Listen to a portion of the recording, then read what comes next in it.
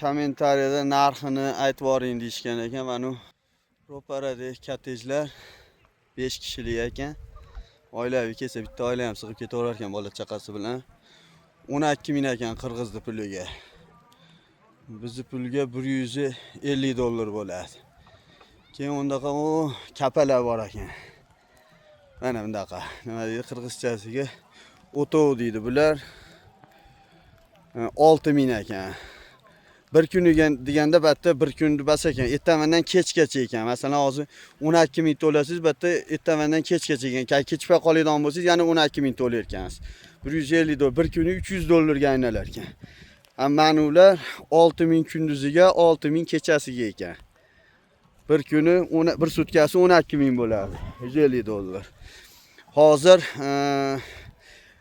shu aprelda oxiridan 15-maygacha sezon ekan.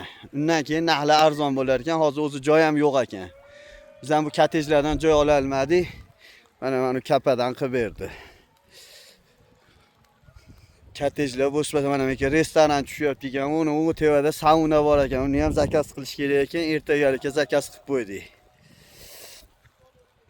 Xudo xolasa nomerini olib tashab qo'yaman ertaga. Kelida xolla zakaz qilib kelsa yaxshi ekan. Bo'lmasam jitcha sarson bo'lib qolinar ekan. U pastlarda joylar serob ekan-u. Eng haligi yaxshi tog'ni cho'qqisi shet ekan.